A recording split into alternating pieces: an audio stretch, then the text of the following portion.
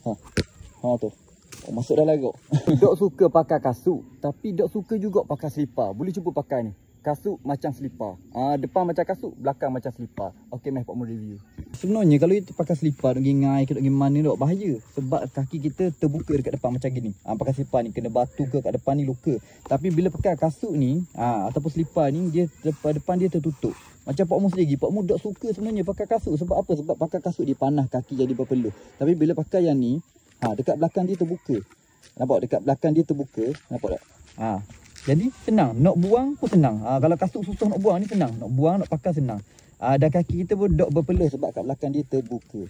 Okey. Dan getah dia sangat tebal lah. Jadi saya mau pijak paku ke, pijak batu ke, selamat lagi. Getah dia pun kerah. Dan lagi satu, getah dia sangat fleksibel boleh tengok, cuba tengok lantumang dia. Tu. Oh, masuk dah lagu. Okey, kalau saya nak beli kasut ataupun selipar ni, pastilah kasut atau selipar panggil ni. Kira selipar lah. Siapa nak beli selipar ni, boleh cek dekat Big Kuning sekarang. Barang padu. Harga murah tapi tebal. Dan lawa juga design dia ni. Ada macam-macam warna. Pilih je dekat Big Kuning.